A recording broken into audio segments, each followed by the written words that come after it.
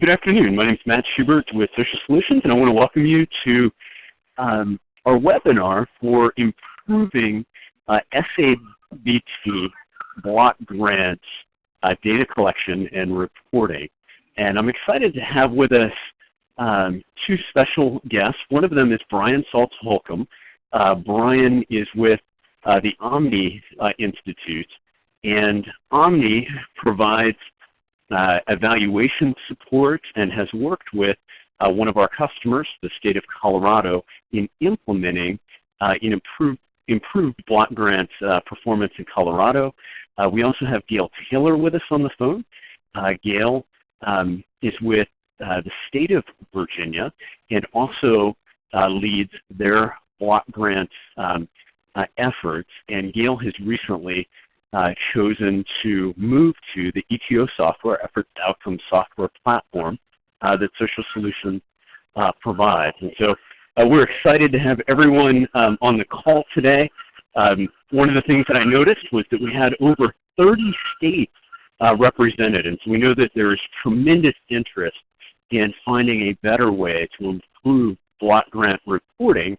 And we're really excited because not only have we had the opportunity to work with Omni to do this successfully in Colorado, but we've worked together to develop a new way, a next generation of performance, of a performance starter model for being able to deploy this in state after state. And we've had input not only from Omni in Colorado, but also from Gail in the state of Virginia. And we've really done it with an eye towards what works effectively and how can we best incorporate evidence-based practices over a period of time and do so in a way that will lead to better outcomes and more efficient reporting while really enabling communities to be able to get better reporting out of the system and make changes on their own over time. So I want to introduce you to Brian. I want to welcome him, and we're very excited about the work that they have done in Colorado.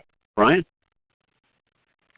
Well, good afternoon and good morning to you on the West Coast. Welcome. My name is Brian Saltz-Holcomb. I'm the Technology Solutions Manager at the Omni Institute. I'm also joined today by my colleague Laura Rivera, a Senior Researcher at Omni. Omni is a research and evaluation nonprofit based in Denver, Colorado, and we work with clients all across the country, government agencies, philanthropic organizations, and other nonprofits to evaluate human service programs and to provide training and technical assistance. It's this dual role around evaluation and technical assistance that Omni plays in Colorado in relation to the substance abuse prevention and treatment block grant. Today I'm going to first talk broadly about how Colorado developed ETO software to track our state's block grant funded prevention work. And then in the second half of the webinar, I will go through a demo of the software in the form of a model we've been working on specifically for the prevention portion of the block grant, like Matt mentioned. You'll hear this model referred to as a Performance Starter Model, or a PSM, and it's made available to all ETO customers as a template. We built into this template all required components for block grant data entry and reporting, as well as the flexibility to adapt to your state's needs. First, some background on our state structure. In Colorado, the Office of Behavioral Health within the Colorado Department of Human Services administers the block grant. And let me say a quick hello to Stan Paprocki, Director of Prevention and Earlier Intervention, who is listening in today. The OBH has worked with Omni for over a decade to evaluate the prevention portion of the block grant. I'll be using the term providers today to refer to the community or government entities who deliver prevention services funded by the block grant. We work with about 40 providers in Colorado, and we use ETO software as the primary tool for them to collect data. Our evaluation work includes offering technical assistance to those providers, as well as training and support to build their own evaluation capacity. So we might work with providers on logic models, on cleaning their data, or on considering how to interpret and use their data effectively in grant applications. Additionally, we deliver the reporting and analysis required for the Office of Behavioral Health's use on the state and federal level. We're constantly building on this process, and so what we share today is by no means a finished effort. but we hope that it will give you a starting place for considering how ETO software could work for your state. In 2009, Colorado was in a similar place that I think many of you are today. We were really trying to figure out what the right data system was to use. And so let me briefly step back through that process we took to select ETO and to share how we utilize the system. In previous block grant cycles, up through 2010, Omni used KIT solutions to collect and manage data. Omni first got involved with KIT because we wanted an information system that would integrate data collection and management across agencies, like the Department of Criminal Justice, Youth Services, Office of Behavioral Health, many of which serve the same individuals. But after a while, we found that there really wasn't enough flexibility within KIT to meet all of our needs. For one, the focus on substance use was too narrow for us, since our evaluation work includes a range of human services. Also, due to the cost of having KIT host the software, we had made the decision to host KIT solutions on our own servers, which meant we were not receiving regular software updates, and also that pieces of the software over time became obsolete. Simultaneous to all of this, Omni was considering using ETO for a variety of our evaluation projects. We had often built custom databases for our projects, and we would find that those just weren't cost effective in comparison to having a foundation like ETO that we could customize. So around the start of the most recent block grant cycle, we began ETO. We have since become a certified implementation partner, which means that we work with clients across the country to configure ETO and to build ETO custom reports for a huge range of purposes. So beyond the block grant, our agency is heavily invested in ETO, and we now have 4 years under our belt with the software. Ultimately, we're satisfied with that transition from KIT to ETO because of the cost and flexibility, because of the regular software improvements, and most importantly, I think, is this bottom point. It's a system that we felt would make data useful not just to us as evaluators, but also to the funders, to the administrators, and to people on the ground delivering services, including prevention services, but other services as well. With other data systems, service providers would have to wait for us to generate monthly reports in order to see what was going on with their data. But with ETO, they can access their raw data and summary reports in real time as soon as they enter it. I think you will see all of these reasons highlighted as we go on to show why we've designed the system and how we've used the system for the block grant. As you know, I think one of the challenges of block grant and other widespread data collection is finding a way for the variety of stakeholders to interact and to get the information that they need. We built out ETO really to meet requirements for 3 audiences, and I think these would probably be similar to yours. The SAPT federal reporting needs, state reporting and administration needs, and provider needs. For each of our 40 providers, we're able to give them their own program within the overall ETO site. And we also have a specific program for funders where they can do data auditing and review aggregate reports. What you're looking at right here is a screenshot of a homepage for our funders program, which includes the basic reports that they are interested in reviewing. Each individual provider has a similar homepage with the links that they care about. And importantly, ETO allows us to make each program confidential. So no providers are able to see each other's data, but we can give access to the OBH and to our evaluators to see all of the data. As you know, for federal reporting requirements, they include things like the number served by CSAP strategy and IOM classification, the number served by demographic categories, both for individual and population-based programs, number of programs and strategies, and of those, the number that are evidence-based, and then outcome measures for which Colorado uses the Youth NOM survey. All of these requirements are built into the system so that when our services are performed, whether individual or population-based, providers are prompted to enter all necessary information. And these forms in ETO are easy to configure drop-down menus so that we can make adjustments as needed. You'll see that the template that we go through includes CSAP sub-strategy, which I know that all states collect. But this is an example of something that you could easily remove or add in later on if your state isn't currently collecting that. And you're able to adjust any requirements that change.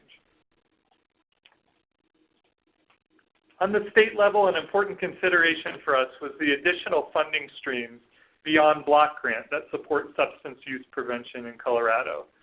For each of these streams, the OBH tracks similar data to federal requirements, but needs to be able to report out separately depending on the funder. We are able to set up ETO for easy data entry for the providers. They don't have to think about what funding stream they're using, but we can make reports that both ensure Colorado has aggregate data across funding streams, as well as separated out by specific funding streams. Some of these secondary funding streams also require their own outcome tools, which we've been able to build into the system. An example is funding that we have related to reducing persistent drunk driving.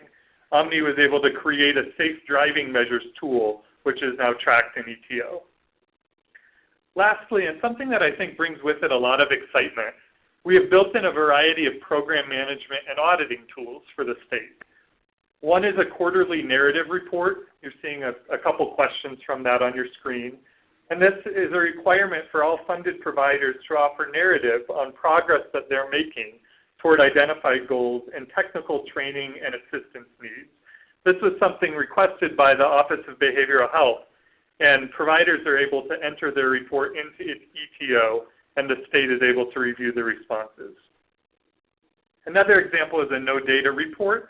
The state has been working to make sure data is entered on a regular basis. And this report allows for a simple audit of a provider data to show which providers have yet to enter anything in a certain time range. And I'll show you some examples of these reports later on when we start looking into the system. The third audience that I mentioned is providers. And on the most fundamental level, we know that our providers want to be able to get their data in easily. So we've been able to add features such as tracking attendance by groups. It's also important for providers to be able to quickly track new programs and strategies to adjust the system to meet new activities at their beginning.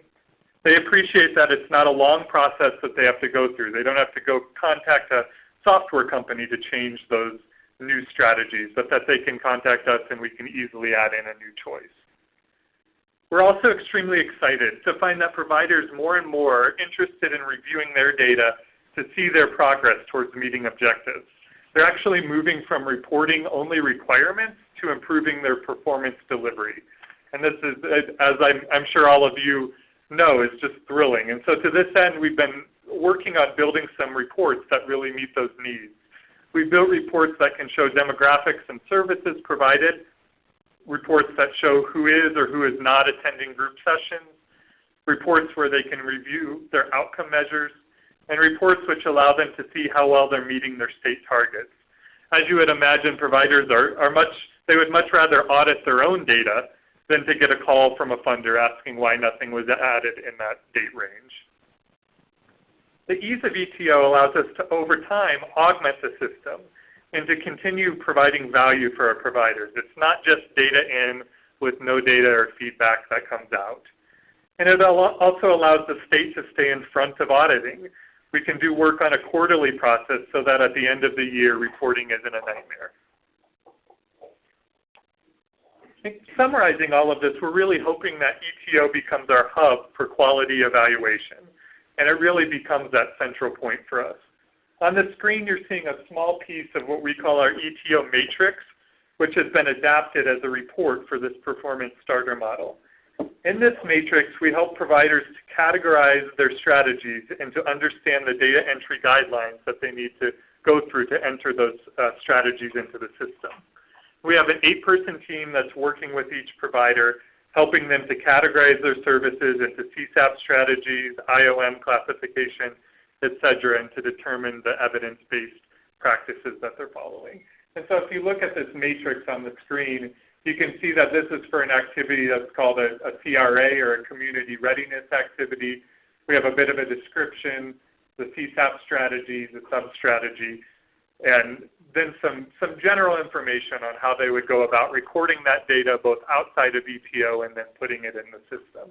Some of this language will look a little different as we get into the PSM, but this basic concept is something that we have found is just vital to getting quality data into the system. And this technical assistance is something that we've learned and developed over time. And our hope in creating the performance starter model is that we could take some of those lessons we've learned over the past 4 years and share those out to any of you who might benefit from them.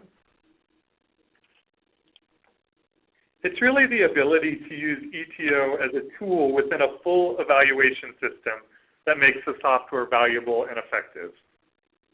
We're getting to a place right now where our process is streamlined, where our providers feel data entry isn't too cumbersome, and where we have the auditing and reports that help us feel confident that the data we are collecting is meaningful and can make an impact on programs. We're thrilled to see that year by year, data entry errors are going down and providers are becoming more engaged with their data. So as we move into this next block grant cycle in 2015, we're planning to add new reports and make a few system adjustments. We're also starting to partner with other states to share that lens as someone who both knows the evaluation side and has expertise with ETO software.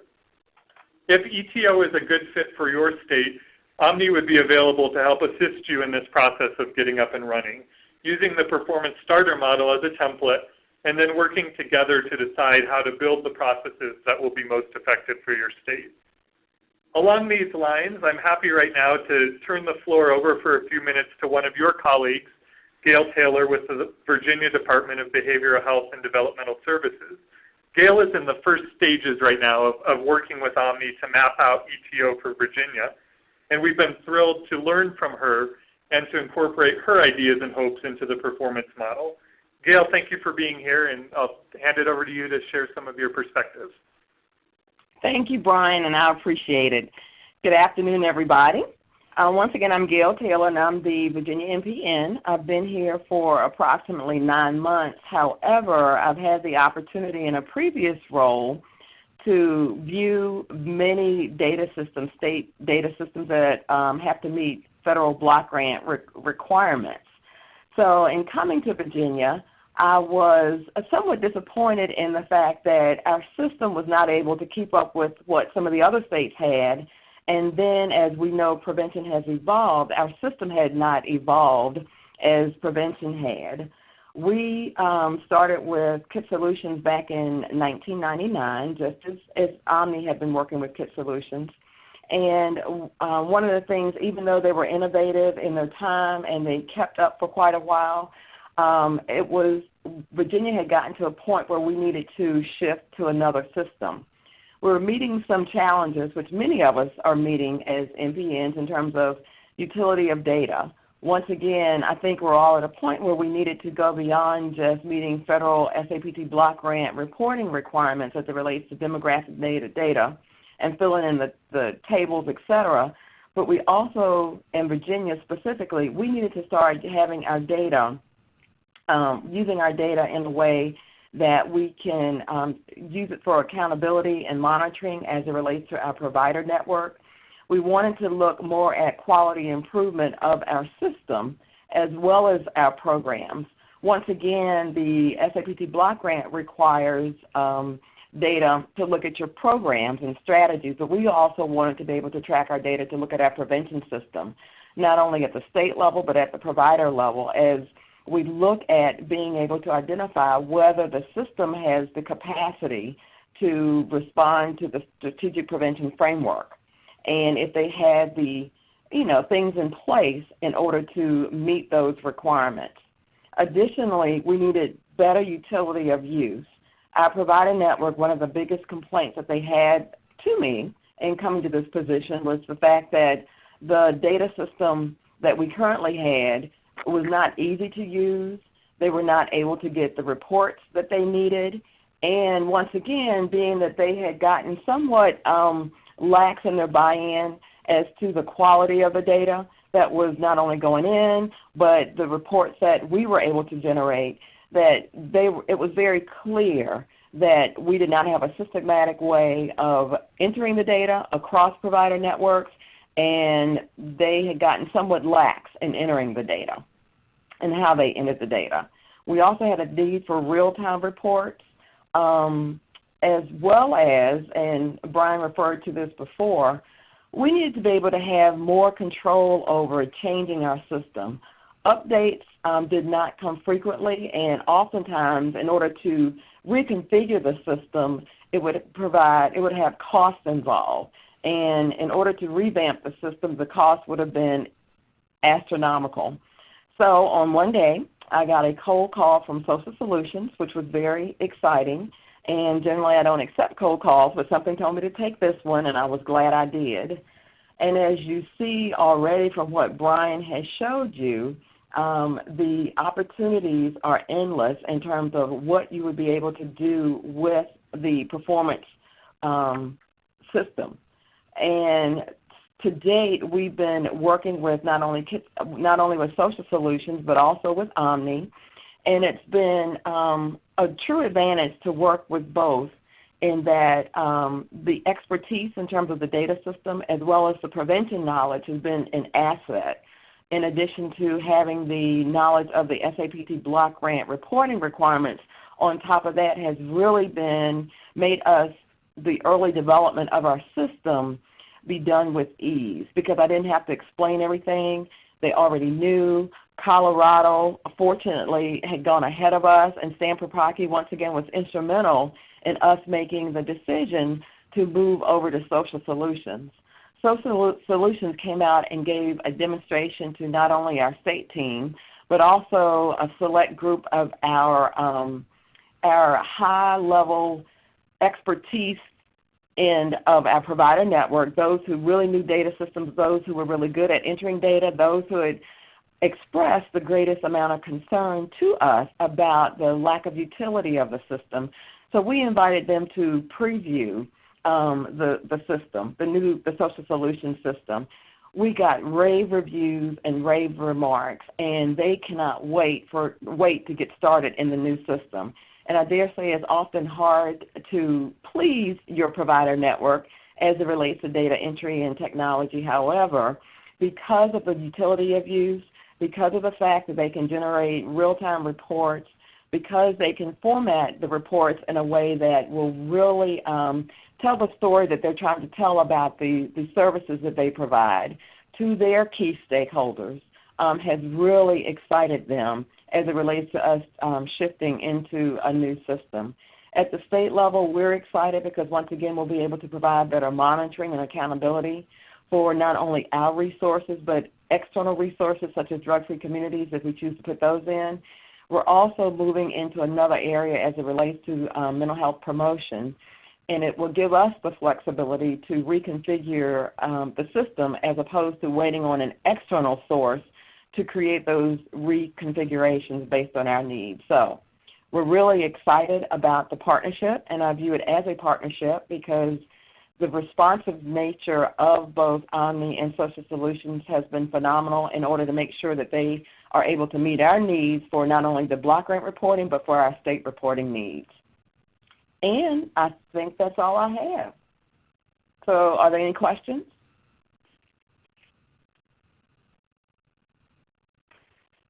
Not? Gail, thank you so much. This is Matt Schubert. I just wanted to let everyone know if we don't have questions yet for the entire group, what we'll do is we'll jump into the demonstration of the performance starter model, and then we'll give you a chance again to ask questions. And if you would prefer, you can actually just go right into the chat window and enter a question there, and then we will read the questions and respond to those towards the end.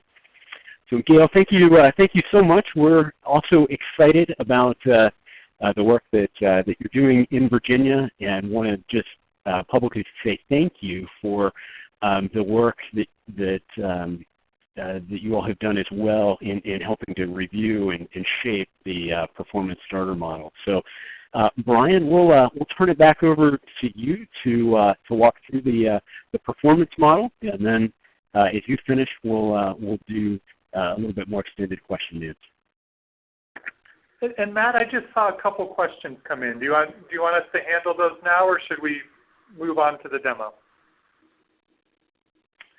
I am great. I think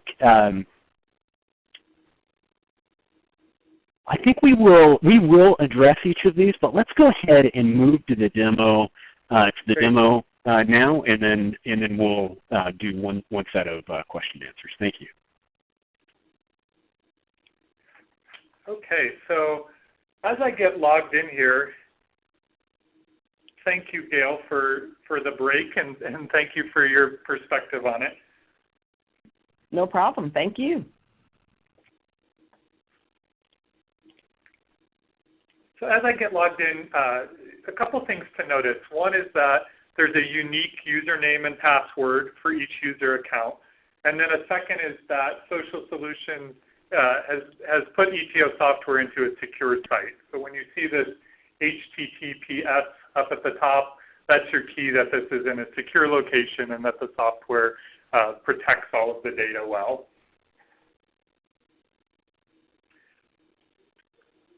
Additionally, there are 9 different levels of user roles that you can use in the site, which allows different access for each of your different staff members.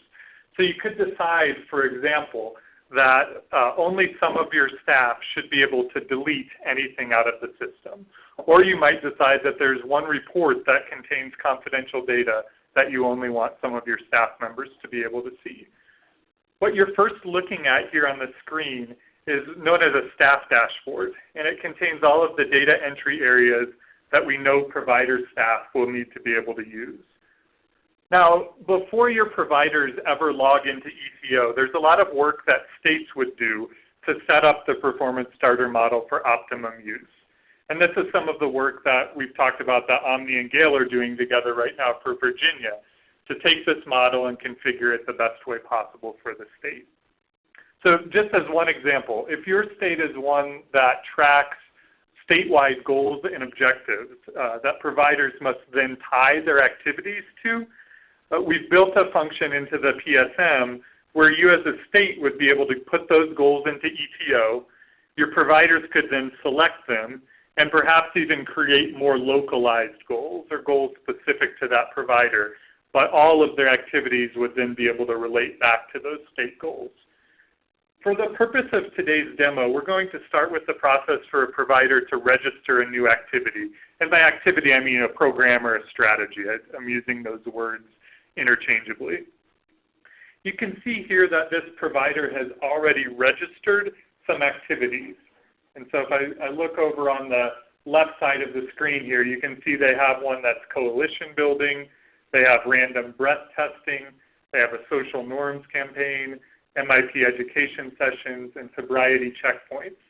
And for each of these different activities, we've chosen to display some data about them. So date completed is the date that the activity was registered into the system. We have the objectives, so in this case they are tying them back to some objectives that they've already set. We have the CSAPT strategy, and we have the intervention type.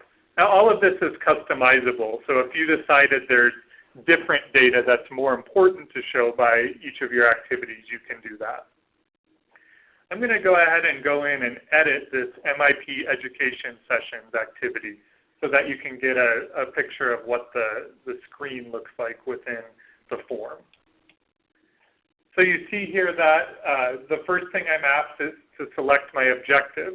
And for this provider, what they're getting is a list of all of the objectives that they're currently working on. So this is a really nice feature within the software where something that the provider has previously entered is now showing up in a drop-down list. And so they're saying for my MIP awareness class, that relates to this objective, get teams active in drug awareness classes. You can see that for the CSAPT strategy, if I choose a strategy, it changes the question below, which is the sub-strategy. So by selecting alternative activities, I now have a drop-down list of appropriate sub-strategies for those alternative activities. What I'm showing here is known as a conditional rule in the software, and we're going to come across that in a lot of different places. But the important piece to see is just that one question can then filter down the list on another question so that you're only seeing appropriate things. For this activity, the CSAPT strategy was problem ID and referral, and then our sub-strategy was DUI, DWI education programs. You'll also notice that on the intervention type, if I were to change this to population-based, it automatically changes the ILM classification to universal indirect, since that's the classification that connects with a population-based program. And I'm going to go ahead and leave that change for now. Perhaps the provider was going through a process and realized that for these education sessions, really they couldn't do them as individual or direct activities, but they were going to do it more as a population-based strategy. So I could make that change in my registration here. We have a question about, is the program evidence-based? And for right now, this evidence-based program dropdown is really a placeholder. We know that states use evidence-based program lists in a variety of ways.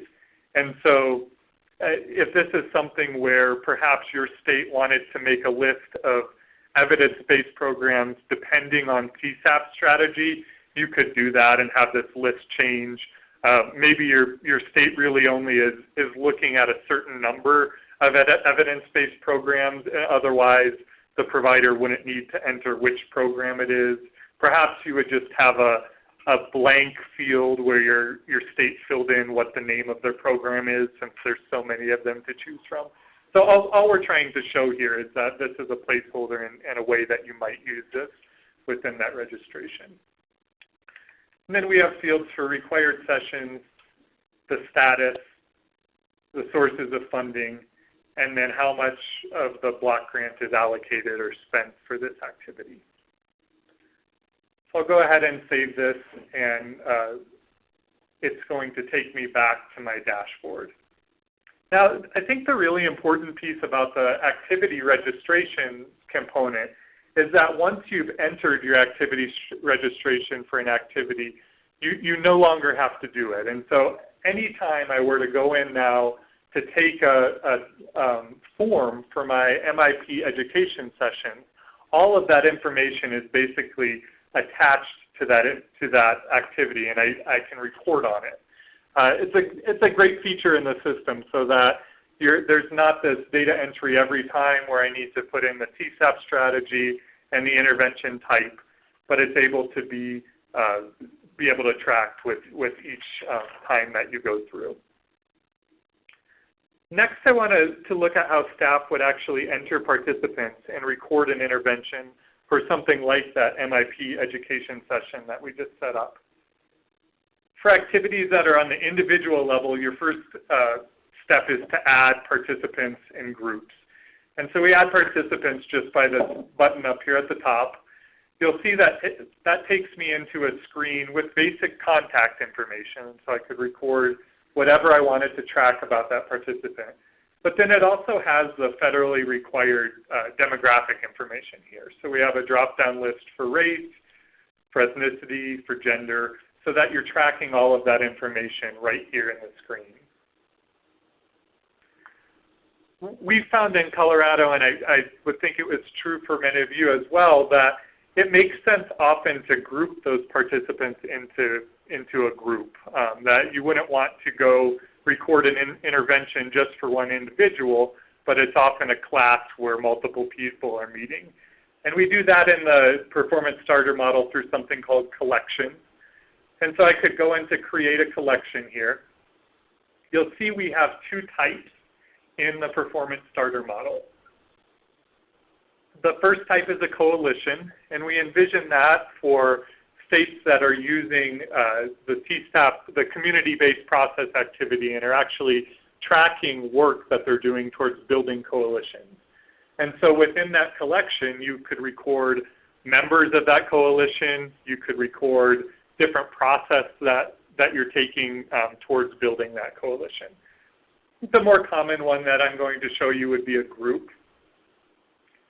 And so when I click on that group category, I'm taken into a list of all of my participants, and I'm able to choose who is a part of this group. So perhaps Colt and Ilan, Felipe, and Grant are my members of the group that I'm building.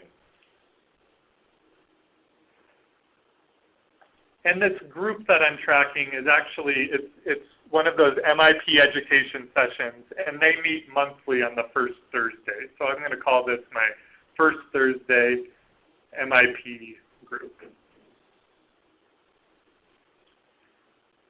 I can select the location that the group meets at. You can choose that this is an active group. And then I'm able to note that this is a recurring event. This is a group that meets regularly.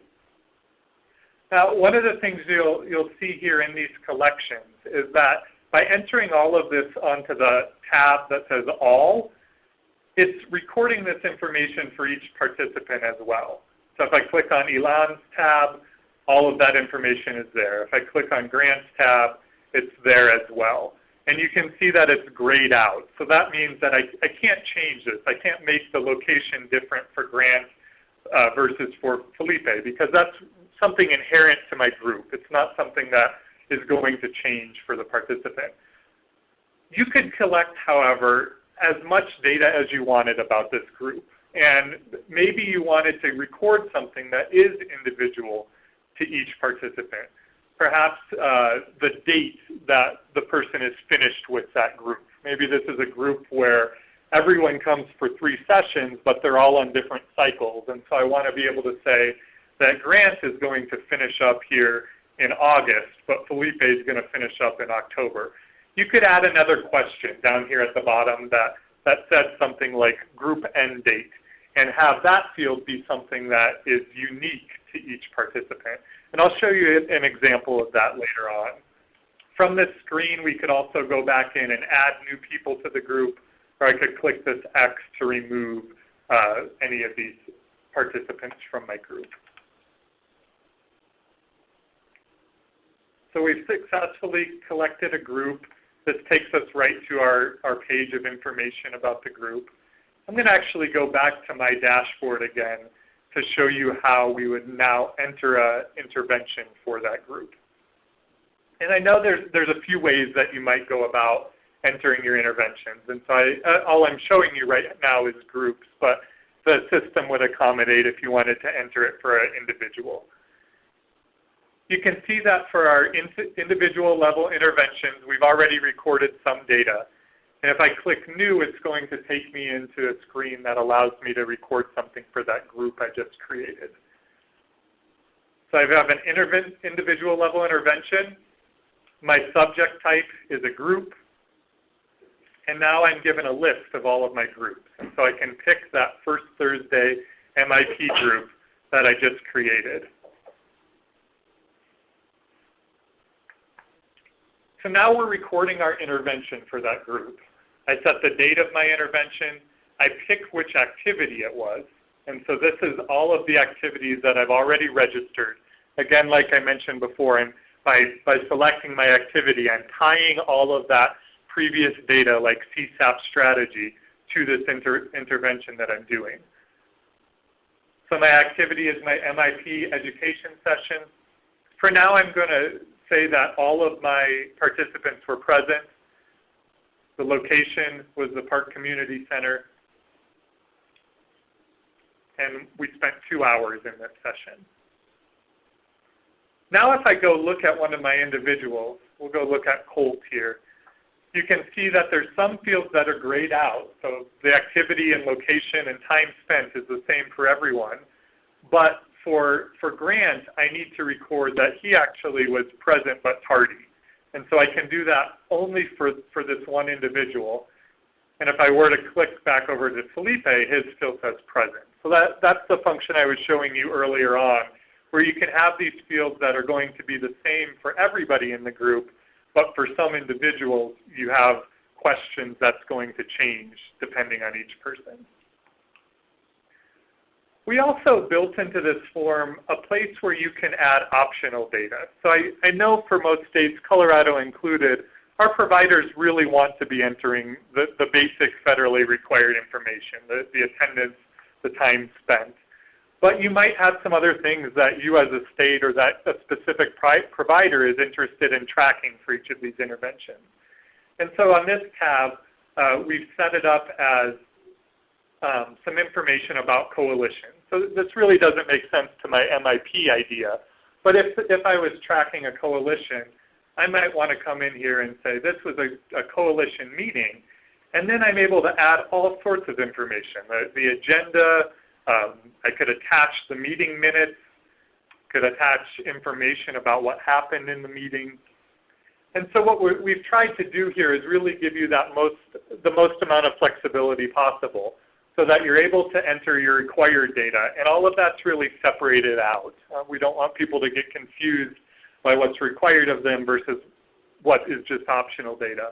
But then on this optional tab, you could fill out anything that you wanted. You could add a variety of information in there.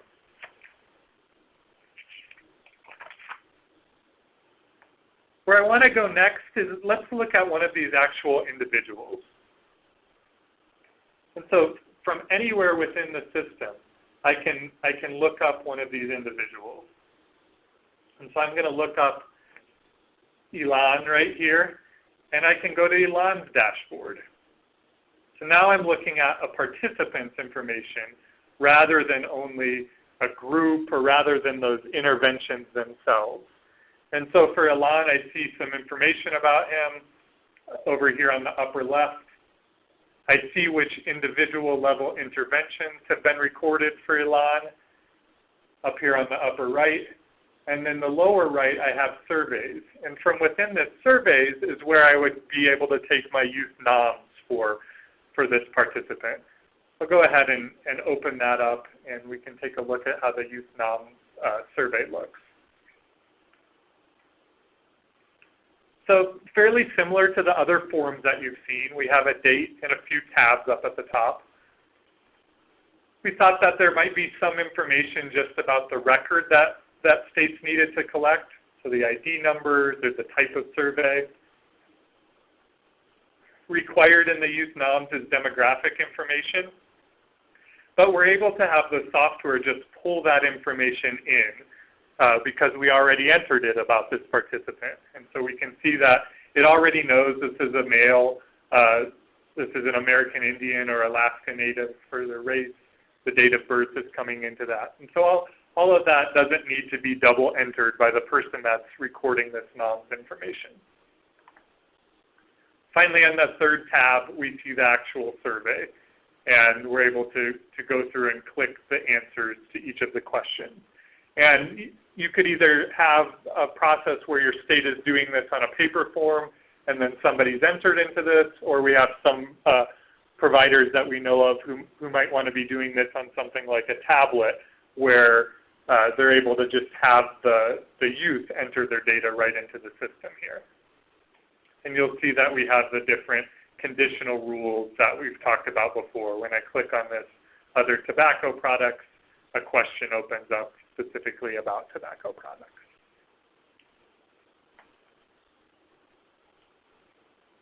So that's our individual level work. When I go back to the dashboard at this point, we'll take a look at the aggregate level interventions. And then I'm going to pause. I know I'm going through this fairly quickly on our webinar, and so I want to see what questions you have since this is really the required data entry pieces.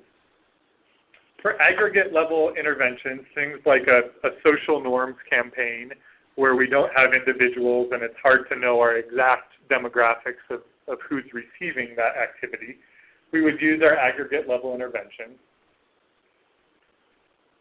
This page that you're seeing here, it gets into a little bit of the technical side, and so I'm not going to explain it a lot other than to say our activities that we recorded, things like that social norms campaign, is tracked in the system as an entity. And entities can also be locations or staff. So what your staff would be doing, part of our technical assistance we provide, is that when someone comes in here to record their aggregate intervention, the first thing they would do is filter this just to show activities. So now I'm looking at what I want to, which is all of the activities that I might record on an aggregate level. And I'm going to pick my social norms campaign.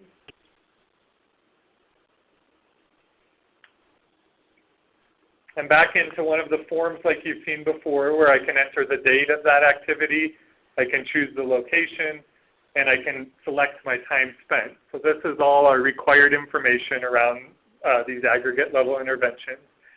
And then when I click on the People Served tab, I'm asked to enter in my number served by each of our NOMS process demographic categories. And so I might come in here, perhaps I'm working with a high school population, and I think that I have 16 ages 15 to 17, and 4 participants that were ages 18 to 20. Within the form here, you'll see that it's adding that up, and it's able to tell me that, okay, you've added 20 participants by their age. Now when I go down to gender, if I were to type in 11 male and 10 female, it adds it up to 21, and it gives me an error message because it says that you recorded 20 for age and 21 by gender. We found in Colorado that this has been a challenge for our providers. We know that they're going through, they're entering this information, and if it doesn't add up correctly, that makes a real challenge for reporting because we don't know what is the correct number of people served for this intervention. And so we hope that these red messages will trigger providers to be able to go back in and know they need to make an adjustment. So if I change my number for male here to 10, it's now 20, which matches my number served by age, and that message goes away. So those are our processes for both individual level and aggregate level interventions, and really covers the main pieces that need to be recovered for federal BGAS reporting. Let me pause here, and Matt, can you let me know what questions have come in about that specific entry before we move on? Absolutely. One of the questions that came in, I think, was a more general question about demographics. So the specific question was about ethnicity and whether it could be changed to reflect their local community's ethnicity or race. So I think I'll break that into 2 questions. One of it is the software capability, which that drop-down list could absolutely be changed. What we have recorded in here are the required categories from SAMHSA. And so I think as far as a data entry practice, that's probably going to be something that you want to leave as is within the system. But absolutely, those types of drop-down lists can be changed depending on local needs. Great. And that is just a reminder to everyone, if you do have questions, feel free to, again, put those just into the chat box, and I'll go ahead and read them, and we'll walk through that as we go. But I think that is the other question that we had for now. There have been a handful along the way that I've just been answering directly that were maybe more specific to an individual group. Okay.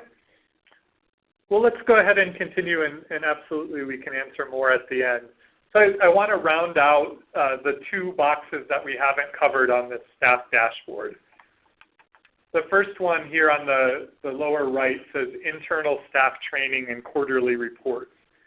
And in talking with Gail, we learned that for her, staff training was something important that they wanted to track within their state. And so within this box, provider staff members are able to track the type of capacity building that they do and the number of hours that they're spending on internal work.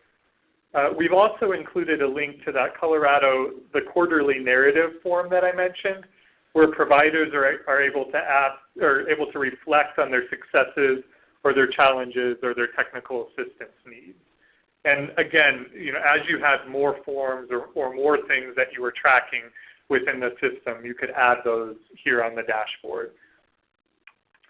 The final piece here segues into the conversation about how we get data out of the system. And I think this is where ETO just has so much potential. We know that for staff morale, for measuring the success of programs, it's best not to have it be simply about entering in numbers into that black hole where nothing ever comes out. And our providers really want to see the impact they're making and be able to analyze their program. And so what you're seeing here is an example of something called an insight, which is just an easy to configure graph that sits on the dashboard. The data in this one is coming from the youth NOMs, and perhaps this provider is highly focused on looking at smoking cessation and changing the youth, their perceived risk of cigarettes. So right on their main screen now, they're able to see in aggregate how their youth NOMs data has changed over the quarters. And so they're looking at this by quarter, 2013, quarter 2, 2013, quarter 3, and so on. And so they might look at this little graph and see that here in quarter 1, they had been doing something that really helped to increase that perceived risk of cigarette smoking. And then the data here in the last quarter has tailed off a lot. So that might give the provider an opportunity to consider what they changed in their practices, or just to have some internal conversation about why this may have changed for their population.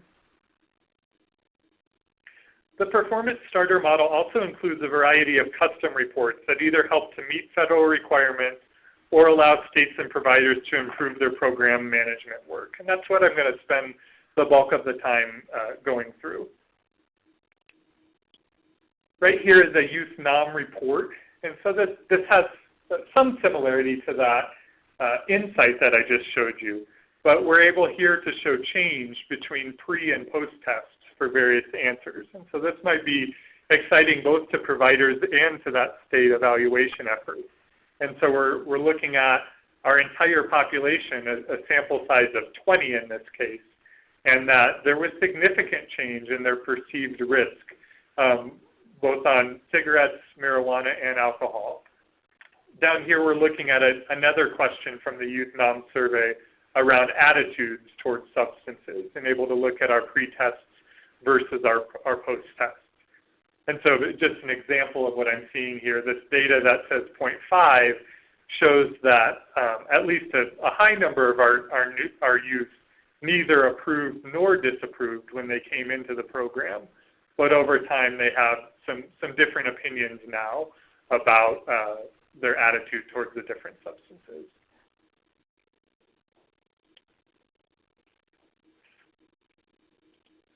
Moving on, this is a report that tracks entirely towards what states would need to enter into the Web BGAS federal reporting site.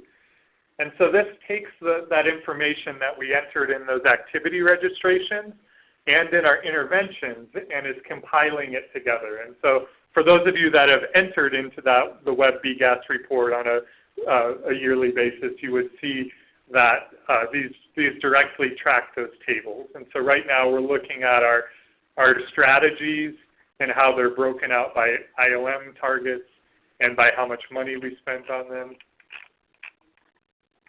We're able in this table to look at our individual-based programs and strategies and our demographic information for each of those programs and strategies.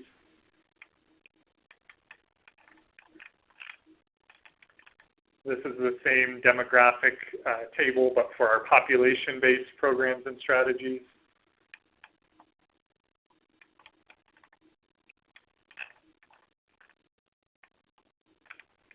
And then we get into some things about our numbers of strategies and the percent of them that are evidence-based.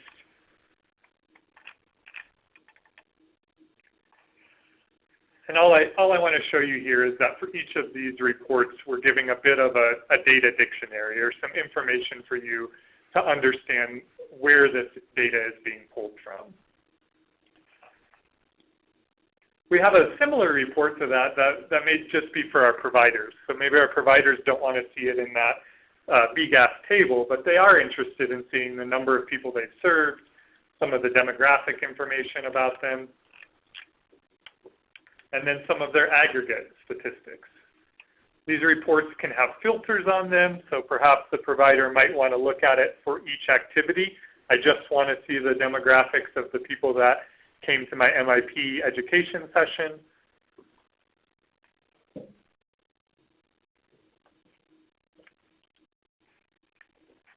Here's an example of the report that would accompany that quarterly narrative form that we've been talking about. And so this would be really helpful for us as a evaluator, or for the state to see, of all of my providers, what are they telling me they needed technical assistance on? And so this state is looking at it and able to say, they seem to be doing pretty well on assessing their needs, but they may need some more help on evaluation. And so we might want to plan training or to provide a resource that helps our providers build some of their capacity around evaluation. I'm able to see who's completed this quarterly narrative report. And then I can see their actual questions. And so I have a sample provider here called Blue River Family Support Services. And I can see some things like they have a problem here that they called not enough people to complete our last goal. They're looking for more volunteers. So I know that there's some staffing issues going on there that I might want to follow up with this provider about. And so we heavily rely on this report just to get a real sense of what's going on day to day for our providers and their perspective on how the administration of the program is going. Another type of report on this level might be around technical assistance. And here we're envisioning states who really want to look at their own fidelity to the strategic prevention framework. And so they're able to track and look at technical requests coming in from providers and how they're progressing towards each of those SPIFs. And so just to walk through what I'm seeing here is every time a provider had called in for technical assistance, in this scenario, we were able to record their performance on these different SPIF areas. So again, assessing needs, building capacity, performance and implementation. And then I'm able to look at how that's changing over time. So how many times did I receive those different types of technical requests, and then how did my staff rank the provider's performance on it? We don't know how many states would want to use something like this, but it seems like a really valuable tool and an idea to get us starting to think about that ability to track our own performance as a state or an evaluator in our work towards building up that capacity for each of our providers. So as I wrap up here, I want to reiterate that flexibility. For many of your states, you might look at what we've shown you and say, you know, we're at a place where we really need to focus on the most basic data entry, the federal process norms, what leads to that BGAS reporting. And that's all in here. You would be able to disable everything else so that you had a clear focus to recording just that data. But we've also tried to include a variety of extras that we found that in Colorado are valuable, and that might provide a template for the ideas and the modifications that you want to make for your state. As you consider the next steps, know that Omni is available to meet with you, and along with representatives from Social Solutions and ETO, to go into more detail about the system. I know that we just aren't able to cover everything about the PSM today, and to really get into those detailed questions about how this would apply for your state. But I thank you very much for your time, and I hope that this might be a good solution for some of your needs, and that we have an opportunity to work with you further on that. So thank you, and let's go with any remaining questions. Hey, Brian, we do have some great questions that are coming in, and I apologize to those because I know it's about 3 o'clock, but let's try and hit as many as we can. And then we're also happy to follow up. And my email for everyone is just Matt, M-A-T-T, at socialsolutions.com if for some reason you do need to jump off but want to ask a question directly. So one of, wow, we have some great questions. Here we go. So One of the questions that came up was, in the event of a change to the federal block grant reporting requirements, would that result in proactive contact from Omni to all client states for modification to their systems? That's a great question. So I also saw a question come in about the relationship between Omni and clients, and so let me answer that in relation to this. So for an example like Virginia, Gale works and contracts directly with Social Solutions for the software, and then contracts with Omni for evaluation services. And so when we have clients like Virginia or like our Colorado system that we built up, absolutely, if a federal change came up, we would be in direct communication with them and talking through how to change the system. These performance starter models that this has been built into kind of exist on their own and would not require that someone worked with Omni to implement it. And so I think what might happen in a case like that is we would update the performance starter model and be able to say, you know, there have been large changes to the system, and so we've updated the model in this way. Great. One of the questions that came up, and I thought this was a good question, was since you're collecting names, how does CFR 42 and HIPAA apply to the storage and release of information? Also, when a youth turns 18, their criminal records are sealed. If the youth has an MIP, how do you handle having information on youth whose records have been sealed? And Brian, just before you help to complete this answer, I thought one of the things that I would mention just from a context standpoint is we know that some states have chosen to very much collect primarily aggregate and de-identified information. We can support that in the system.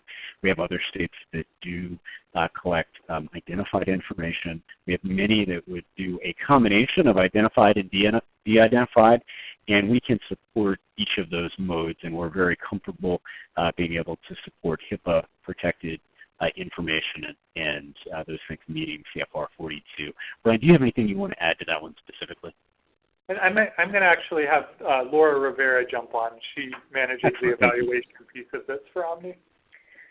Thanks, Brian. I would just add to that in the state of Colorado, we've worked closely with all of our providers to assess whether they are a covered entity and therefore have to comply with HIPAA. And if that's the case, then we put things in place, agreements in place, and authorization in place to ensure that we are all able to have access to the data at Omni as well as the providers, and that the clients, if there is identified data, are releasing that authorization or providing that authorization. And I think the same would apply for 42 CFR, although often with prevention services, 42 CFR doesn't necessarily come into play as much. At least excellent. Thank you. Great. One of the, let's see, and I think this one, one of the questions was, Virginia mentioned the need to integrate strategic prevention framework data elements. Do you have any examples of how that was incorporated? Right now we're still working on the process, and we're going to work with Omni to really help us navigate that process, which is why it's so good to have them and their evaluation capacity and their knowledge base on these different areas will be very helpful as it relates to integrating the behavioral health piece. Great. A couple other quick ones. Brian, I know you mentioned an 8-person team provides assistance to service providers in setup and using the software. The question was, who makes up that team? Does the team go out on site together? How time-consuming was the setup process? Once trained, can providers make changes on their own? This is Laura Rivera again, and I think I'll field that since I'm the evaluation lead here in Colorado, and we'll also work with Virginia. We have a team in Colorado of, I believe, 5 technical assistance consultants and then a team of analysts at Omni who do the reporting. But the technical assistance consultants work directly with the providers, so we've assigned them to each provider is assigned a technical assistance consultant. And that person works really closely with them to develop an ETO matrix that's specific for their activities that helps them categorize their CSAP strategies. We also went out on site at the beginning of our data collection process and did regional trainings in person for ETO, and that's what we're planning to do as well in Virginia. And then when new staff come on board, because there's often staff turnover, we do one-on-one webinar training usually for to get them up to speed on how to use ETO software. I think that the way that that looks can be pretty time intensive in the first year just to put those foundational pieces in place to ensure that everyone understands how to use the system and that they understand how to enter their particular data into the system. And then moving forward from there, it can, I think, could depend on what the needs of the state are in terms of how much they want support and how much they need support for that. And one of the things we found helpful, or we're finding helpful, is the fact that Omni asks specific questions as it relates to cultural issues. Virginia's a very diverse state in many, many ways, and they had already done their homework before we had our first call to understand that Southwest Virginia is way different than Northern Virginia as it relates to the culture. So that they can make sure that they match their technical assistance folks with the providers in that particular part of the state in order to establish a really good relationship from the very beginning. So I found that to be impressive. Excellent, thank you. One of the other questions that came up was whether or not Social Solutions had made changes to the system because of specific TA requests or requests from providers. And I think that the performance starter model is actually a great example of this, where we took the opportunity to actually create a performance starter model based on work that was already happening in the field, which met the requirements, but really trying to say, how can we establish a set of best practices, both from a tool set standpoint, but also in terms of incorporating kind of latest or best practices for block grant reporting and being able to do some performance reporting around that. We do 3 major software updates a year and have a very significant software team that is constantly developing the software, pushing out new updates, and doing so based on the feedback from our providers and our end users. We are doing surveys constantly to look at what groups want and what they're interested in. And so we make a tremendous number of changes to the software on a regular basis in terms of just additions and improvements and so forth. And we have a very well-established way of being able to communicate those changes to our communities through newsletters, through trainings before they're released, through release notes, through very well-integrated help files and those types of things as part of our overall process. So let's see. I think one of the other questions, I'm trying to hit it there as well, do you provide online training and a user manual? Absolutely. Yes, go ahead. I just wanted to add on to that piece around adding systems and just mention that on a state level, hearing some of those provider challenges and TA requests on a day-to-day basis, we're constantly making changes.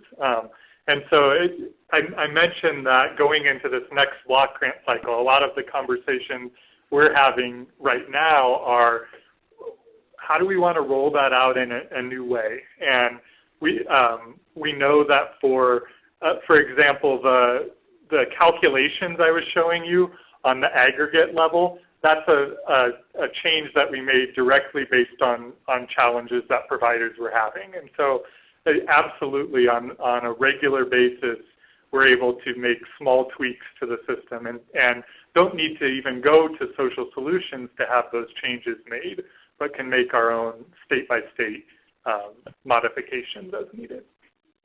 Absolutely. And we do have Social Solutions supports the ETO certification process, which means states or your providers have the opportunity to actually go through web-based training or in-person training and become certified in the software to make changes throughout the system. And we work with you, and Omni will work with you around how do we do that in a controlled way so that it works well overall, but we provide a tremendous ability for you to be able to make changes on your own over time and to be able to build out your own reports and edit those and so forth. So I know we have a handful of other questions, but I also know that we're starting to lose some participants just because we're over our time.